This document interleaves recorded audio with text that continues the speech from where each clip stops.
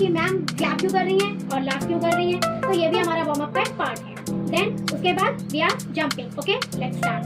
Jump jump jump jump, everyone jump jump jump jump jump jump. Okay, very good. Now अब हम jump कर लिया, अब हम जॉगिंग करेंगे थोड़ी। ओके, रन जॉगिंग, आगे नहीं जाना आपको, अपनी जगह पे खड़े होकर ही जॉगिंग करनी है। Yes, jogging. ओके, सबने किया, वेरी गुड। नाउ अब हम स्ट्रेट हैंड, अपने हाथ आगे कर लीजिए और ऐसे पंच बना लीजिए। इनको मारना नहीं है, सिर्फ इनको राउंड करके ऐसे घुमाना है। Round your wrist, very good. Clockwise 5 times, clockwise. Then anti clockwise, round your wrist 5 times in anti clockwise, very good. Okay, 5 times हो गया। Now stop. Then put your hands on your shoulder. अब हमें clockwise में फिर round करना, आपके जो elbow है वो टच होने चाहिए। Like this, 1 2 3 4 5। Then anti clockwise, 1 2 3 4 5। Very good. Now down your hands. अब हम अपनी वेस्ट को करेंगे। ओके, 1 2 3 4 5। Then anti-clockwise, 1 2 3 वहाँ से करो, 4 वहाँ से करो। 5। Very good. ऐसे करो। नाउ अब हम अपने लेग्स को भी थोड़ा सा क्लॉकवाइज करेंगे, एंटी क्लॉकवाइज राउंड करेंगे।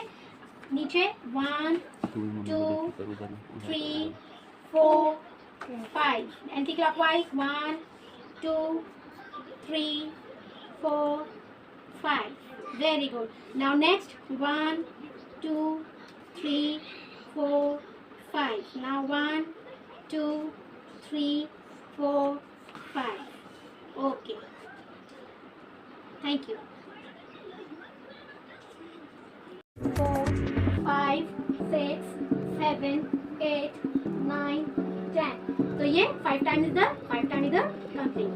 Then relax. उसके बाद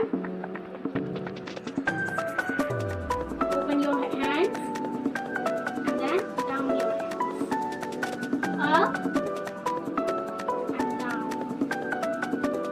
open your legs.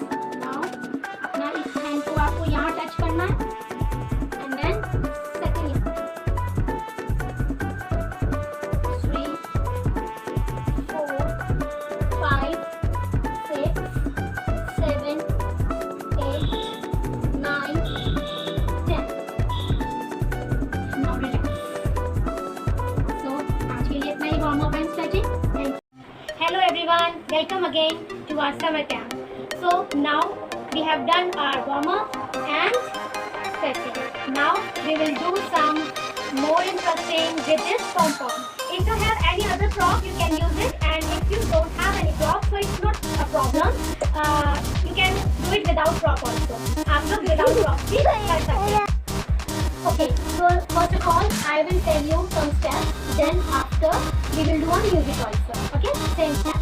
So first step is 1 2 3 4 5. We can do 5 times on one side. Okay, then another side 1 2 3 4 5. आपके legs हल्का हल्का मूव होंगे। ओके, देन इधर आएगा 1 2 3 4 5।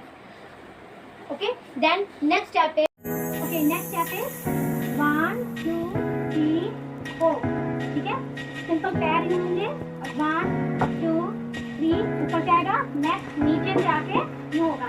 ये 10 times 1 2 3 4 1 2 3 4। Clear?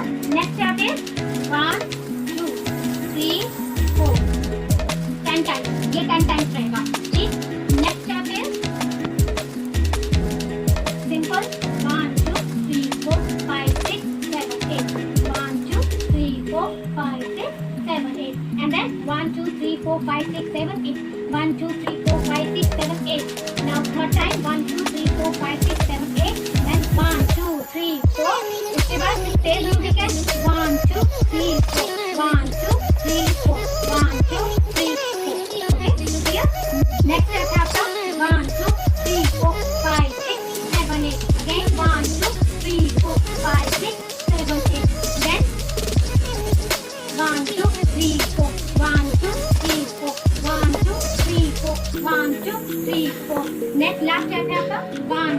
3, 4. 1, 2, 3, 4.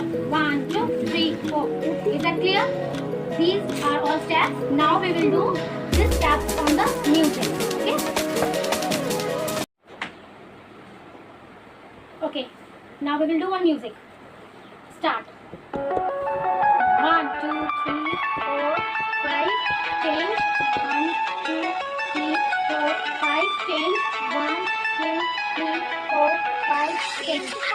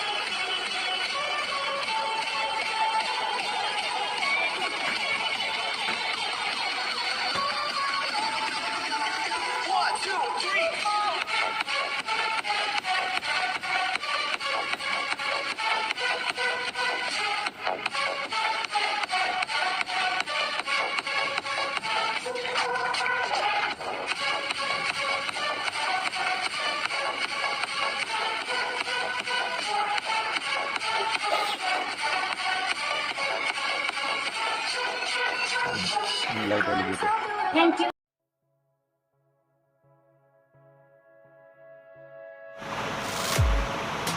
Hello children, in this class, in this session we are going to understand the concept of troop solution, suspension and colloid. We are going to take 3 glasses with equal amount of water. In the first glass we are going to put sugar, mix it well. In the second glass we are going to take wheat flour, and in third glass we are going to take milk for this experiment. And we are going to understand the properties of troop solution, suspension and colloid in this experiment. Let's see how. Good morning children. Now we will do the experiment based on suspension, troop solution and colloid. This is a very important concept. So let's get started. For the experiment you need 3 glasses with equal amount of water. You will also need some sugar, wheat flour and milk. In the first glass हम क्या डालेंगे, sugar डालेंगे, ठीक है, and mix it well with the help of a spoon. Mix it well. Now we will take rice flour and we will add it into the water in the second beaker or glass. Now stir it well. In third glass what we are going to do, we are going to add some milk and stir it well. Now children, if we observe the particles of the solution, इसमें कोई भी particles जो हैं sugar के that are not visible with the naked eyes. Okay? तो इसमें कोई भी जो है आपको particles नहीं दिखेंगे शुगर के. आप शुगर की जगह salt भी ले सकते थे, ठीक है? For making true solution, instead of taking sugar, you can also take common salt. Okay? Now come to mixture number 2. ठीक है ना. मिक्सचर नंबर 2 में जब हम ऑब्जर्व करते हैं, ये वैसे भी सस्पेंशन है, तो इसमें क्या हमने ऑब्जर्व किया clearly that there are some particles. If we observe clearly there are some particles, okay, which are visible to our eyes in glass number 2. Now come to third glass. In third glass where we added milk to the water, it is colloid. So particles are not visible to our eyes. आप ध्यान से अगर देखेंगे, I don't know it's clear in this picture or not in this video, लेकिन आपको कोई भी particle इसके नज़र नहीं आएंगे. मिल्क में कुछ प्रोटीन जो पार्टिकल्स है वो बिल्कुल आपको नज़र नहीं आएंगे. ओके, इसमें क्या है कि particles have not completely dissolve. Particles जो हैं कम्प्लीटली डिजॉल्व भी नहीं हुए हैं, कम्प्लीटली डिजॉल्व भी नहीं है, and neither they are settled down. ये नीचे भी नहीं, नीचे की तरफ भी नहीं कोई लेयर बना रहा है, ठीक है ना. ना ही मिक्स हुए हैं पूरे तरीके से जैसे शुगर हो गई थी, और ना ही ये सेटल डाउन होंगे. अब हमें क्या करना है, we have to leave these 3 mixtures for next 10 minutes. Now children, what you have to do, you have to leave these 3 mixtures undisturbed for 10 minutes. इसको आप 10 minutes के लिए अनडिस्टर्ब रख देंगे, and we will observe what happens after 10 minutes. 10 minute के बाद इन mixture में क्या होता है हम ऑब्जर्व करेंगे after 10 minutes. Now children, when we observe this first glass, okay, we are observing that solution is as clear as it was. ठीक है ना, कोई फर्क नहीं पड़ा है, बिल्कुल क्लियर है हमारा सोल्यूशन. जब चीनी जो है पूरे तरीके से, शुगर जो है पूरे तरीके से घुल चुकी है, डिजॉल्व हो चुकी है पानी में. Okay, particles of solution are neither visible to the eyes. कोई भी पार्टिकल आप किसी तरीके का शुगर डालने के बाद आपको विजिबल नहीं होगा जब आप देखेंगे, ठीक है ना। और आपको कहीं नहीं दिखेगा कि नीचे कहीं सेटल डाउन नहीं आए शुगर के पार्टिकल, ठीक है ना, पूरे तरीके से डिजॉल्व हो जाते हैं, नीचे सेटल डाउन नहीं हुआ है। Okay, now come to glass beaker number second beaker which is a suspension, जो कि सस्पेंशन है, इसमें हमने व्हीट फ्लावर डाला था in water. We observe that wheat flour particles are settle down at the bottom and form a thick layer. अब आप देख सकते हैं ये चीज़, ठीक है। आटे ने या व्हीट फ्लावर ने क्या किया, it has settle down at the bottom of the glass. ये सेटल डाउन हो चुका है और इसमें एक थिक लेयर, ये देख सकते हैं आप, ठीक है, थिक लेयर बना ली है eight the bottom of the glass. So it is a heterogeneous mixture. Suspension is a heterogeneous mixture. Now when we come to third glass, where we added milk in the beaker or the glass, which is a colloid. Okay, particles have neither settled down to the bottom. Particles जो है ना तो इस तरीके से नीचे settle down हुए हैं मिल्क के, ठीक है ना, and they are seen uniform throughout. ये यूनिफॉर्म दिखाई दे रहे हैं, ठीक है ना, कहीं भी ऐसा नहीं लग रहा है कि कहीं कम कहीं ज़्यादा, जैसे यहाँ सेटल हो गया है नीचे, यहाँ ऐसा कुछ नहीं है, ठीक है। It is seen uniform throughout. So colloid is a heterogeneous mixture. Milk appears to be homogeneous mixture but it is heterogeneous mixture. Milk जो है आपका होमोजीनियस मिक्सचर की तरह लगता है, but it is a colloid is a heterogeneous mixture, means its substances or components are not equally distributed throughout it. Okay, equally distributed नहीं है इसके particles या फिर इसके components, लेकिन देखने में ऐसा लगता है कि ये homogeneous mixture है। Hello children, there is a concept named osmosis. Osmosis is of two types, endoosmosis and exoosmosis. In this session we are going to understand endoosmosis with the help of dry resins. Let's see how. Hello children, today we are going to understand the concept of osmosis with the help of resins, dry resins that you have at your home. So let's get started. To start, we will take a container like this and we have to fill water in it. Take a few resins that I have in my hand. You have to soak these resins in the water and you have to let it like this. आपको इसी तरीके से रखना है for next 24 hours. Next 24 hours के लिए इसको ऐसे की ऐसे ही आप पानी में रहने दें। Now after 24 hours जब हमने चेक किया रेजिन्स को, तो ये कुछ इस तरीके की हो चुकी थी। Can you see? ये किस तरीके की हो चुकी है? Earlier they were shriveled and now they are swollen up. ठीक है, इसमें पानी भर चुका है अब। They are swollen up. Why? Because a lot of amount of water has moved inside the resins. Now in science, children, this process is called endoosmosis. When you will study science in higher classes, you will get to know that दो तरीके के osmosis होते हैं, endoosmosis and exoosmosis. It is endoosmosis, right? So it is endoosmosis. Why? They have swollen up. Why the resins are swollen up? Because the water has moved inside. Hello students, how are you all? I hope that you all are fit and fine. So children, welcome to the science session. So students, you know that science is a very interesting subject. If you understand the concepts behind science, you will find that science is very easy also, right? Science आपका interesting के साथ साथ बहुत easy भी होता है। अब science actual में क्या होता है कि जिस भी चीज के पीछे आपका लॉजिक होता है, वहाँ पे एक्चुअल में क्या होता है, साइंस एग्जिस्ट करती है। साइंस आपको एक्सप्लेनेशन देती है हर लॉजिक का, कि अगर कोई चीज हो रही है तो क्यों हो रही है ना। तो आपके साइंस क्या करता है, आपकी रीजनिंग की पावर को इंक्रीज करता है, आपकी सोचने की क्षमता को इंक्रीज करता है, आपके अज्यूम करने की पावर को इंक्रीज करता है। तो साइंस हमारे लिए बहुत ज्यादा इंपॉर्टेंट रोल प्ले करता है हमारी लाइफ में। हमें अगर किसी भी चीज के बारे में जानना है तो हम एक्चुअल में क्या कर रहे होते हैं, साइंस का अप्लाई कर रहे होते हैं। फाइन। सो आज हम कुछ ऐसे एक्सपेरिमेंट्स देखेंगे जो आप अपनी डेली लाइफ में भी कर सकते हैं और जिनको आप बहुत ज्यादा इंटरेस्टिंग भी पाएंगे। Okay, so our very first experiment is that experiment based on density. Now what is density? Let's see it through an activity. Now children, you have to take 2 glasses of water.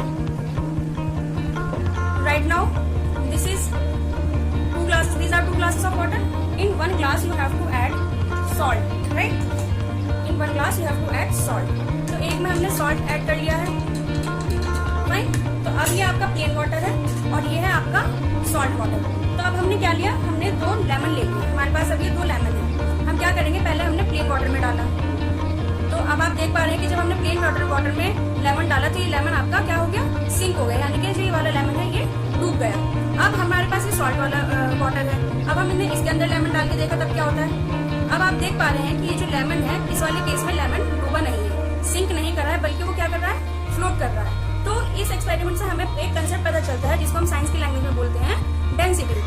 Fine, density मतलब अगर कोई object आपका पानी के अंदर डूब रहा है तो इसका मतलब ये होता है कि उस ऑब्जेक्ट की जो डेंसिटी है वो ज्यादा है एज कम्पेयर टू वाटर। अब इस केस में आपका जो लेमन है वो सिंक कर गया है पानी के अंदर, तो जो वाटर की डेंसिटी है और जो लेमन की डेंसिटी है, तो इस केस में लेमन की डेंसिटी ज्यादा है। प्लेन वाटर से लेमन की डेंसिटी ज्यादा है, इसलिए लेमन सिंक कर गया।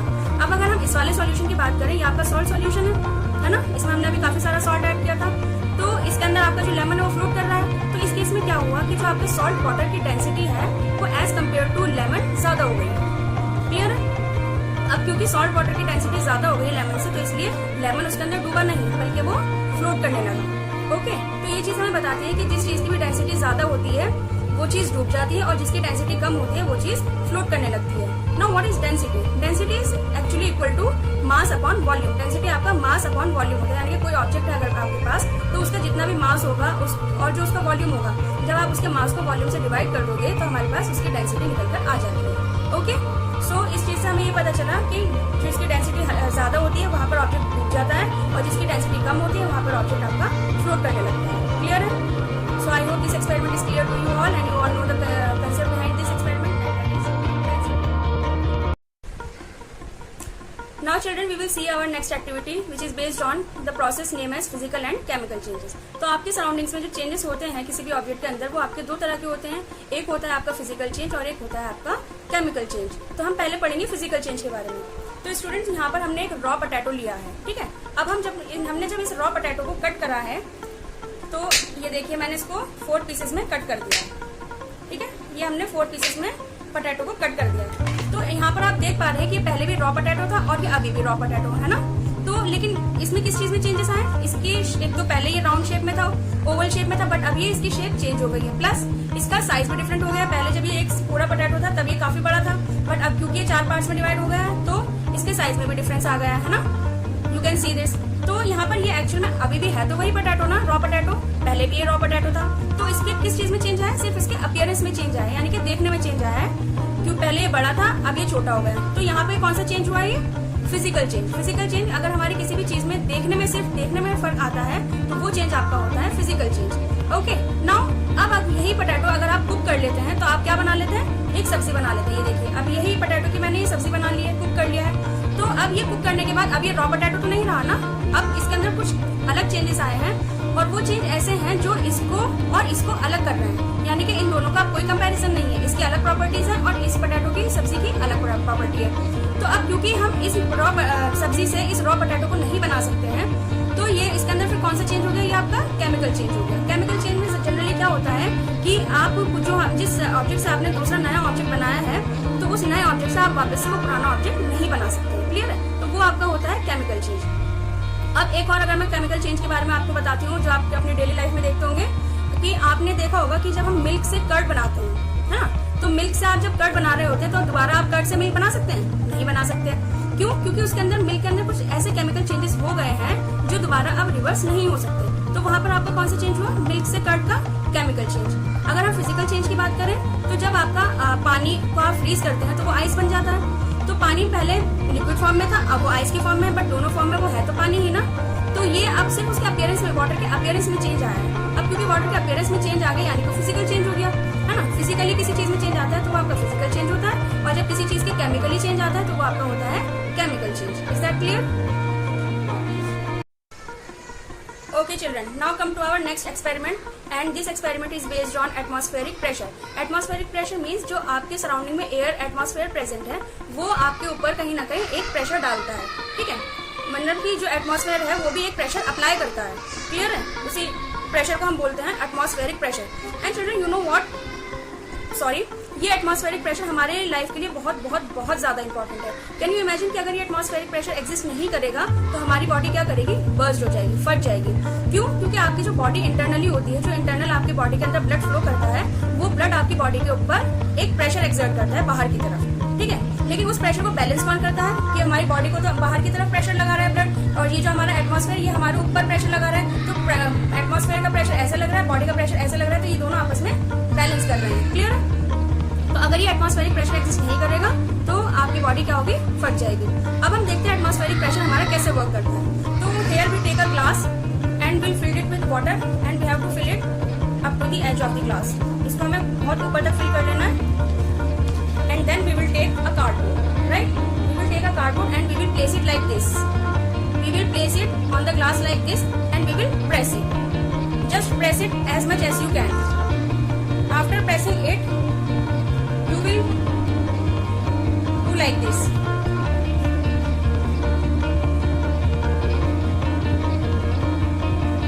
Like this.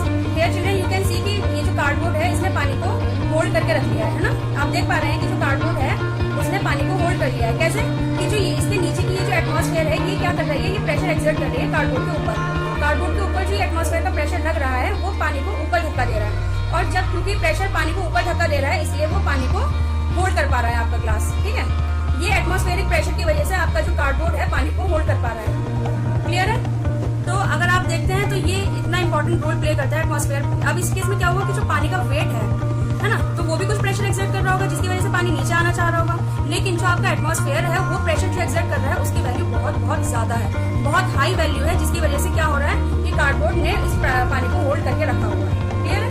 तो ये है आपका atmospheric pressure. It is very very important for our life. Okay, now children, let's come to our next experiment, and this experiment is based on the concept known as condensation. Okay, condensation. In this activity you have to take a glass and you have to take a chilled water and then you have to fill this glass with chilled water. Just fill it. Okay, so you have filled it with water. After some time you will observe that कि ये जो glass है इसके आपने अंदर पानी fill करा है, लेकिन ये जो ग्लास के बाहर है यहाँ पे आपको कुछ वाटर दिखाई देगा, है ना. आपको दिखता है ना कुछ पानी के ड्रॉप्स आ जाती हैं इसके अंदर. तो आपने कभी इमेजिन किया है कि ये ड्रॉप्स आपके कहाँ से आती हैं? आपने कभी सोची ये चीज? आप सोचते होंगे it's a miracle. No, but no, it's not a miracle. It has a scientific logic behind it. तो ये जो आपका है यहाँ पे आप देख पा रहे हैं कि आप देखो थोड़ा थोड़ा यहाँ पे वाटर ड्रॉपलेट्स आने लगे. तो ये वाटर ड्रॉपलेट्स आपके कहाँ से आते हैं? अगेन आपका एटमॉस्फेयर की वाली बात आती है. यहाँ पे ये जो आपके एटमॉस्फेयर है आपके सराउंडिंग में, इसके अंदर पानी की ड्रॉप्स होती हैं वेपर फॉर्म में. आपका जो एटमॉस्फेयर होता है इसमें हवा के साथ साथ पानी भी प्रेजेंट होता है, वाटर प्रेजेंट होता है. लेकिन वो किस फॉर्म में प्रेजेंट होता है? वो गैस की फॉर्म में प्रेजेंट होता है, वेपर्स की फॉर्म में प्रेजेंट होता है. तो जब वो इसके कांटेक्ट में आई वो गर्म हवा आपकी, तो क्या हुआ, वो हवा ठंडी हो गई. और जब वो हवा ठंडी हो गई तो वो पानी के ड्रॉपलेट्स में कन्वर्ट हो गई. Okay, you can see that यहाँ पर आपके पानी के ड्रॉप्स आ गए हैं. तो वो आपके क्या हुआ, पानी जो आपके एटमॉस्फेयर में प्रेजेंट है वेपर की फॉर्म में, गैस की फॉर्म में, अब वो इस ठंडे पानी के कांटेक्ट में आके उसने अपनी हीट लूज कर दी और फिर वो लिक्विड फॉर्म में कन्वर्ट हो गई. So this is a process known as condensation. अब कंडेंसेशन के प्रोसेस का काम सिर्फ इतना नहीं होता. कंडेंसेशन का जो प्रोसेस होता है वो हमारी लाइफ में बहुत बहुत बहुत इंपॉर्टेंट रोल प्ले करता है. कैसे? Let me tell you. ये जो आपके बादल होते हैं, बादल हमें क्या करते हैं? बादल हमें रेन प्रोवाइड करते हैं ना. और बारिश हमारे लिए कितनी ज्यादा जरूरी है तो हम सभी जानते हैं. तो क्या होता है कि जैसे जैसे हम अपनी जमीन से ऊपर चलते हैं तो वैसे वैसे क्या होता है, जो हमारी एयर होती है वो ठंडी होने लगती है. जैसे अगर हम इंडिया का मैप देखते हैं तो जो सबसे टॉप पर है वो आपका क्या है? लेह लद्दाख, कश्मीर, जम्मू, है ना, वो एरिया है. और आप सब जानते होंगे कि वो सारे एरिया बहुत ज्यादा कैसे हैं? चिल्ड है, बहुत ठंडे हैं. और वहीं अगर आप नीचे जाएंगे केरला और श्रीलंका की साइड तो वहाँ पे बहुत ज्यादा कैसा है? गर्मी है. तो इसका मतलब क्या होता है कि जो नीचे का एरिया होता है वहाँ पे गर्मी ज्यादा होती है और जैसे जैसे हम ऊपर जाएंगे बढ़ेंगे तो वहाँ की हवा ठंडी होने लगती है. सेम केस वही होता है कि जब आपकी जो नीचे की हवा गर्म है तो वहाँ पे क्या है, जो पानी प्रेजेंट है वो गैस की फॉर्म में प्रेजेंट है. जैसे ही वो हवा ऊपर जाती है, ऊपर जाती जाती है, तो वो जो पानी के प्रेजेंट है गैस की फॉर्म में वो लिक्विड की फॉर्म में कन्वर्ट होने लगते हैं, वाटर ड्रॉपलेट्स की फॉर्म में कन्वर्ट हो जाते हैं. और वही वाटर ड्रॉपलेट्स मिक्स, कई सारे वाटर ड्रॉपलेट्स मिलकर इकट्ठा होकर क्या बना देते हैं? क्लाउड्स बना देते हैं, है ना.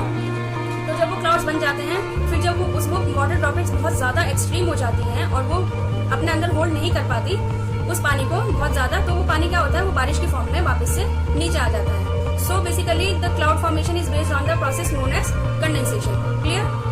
Okay.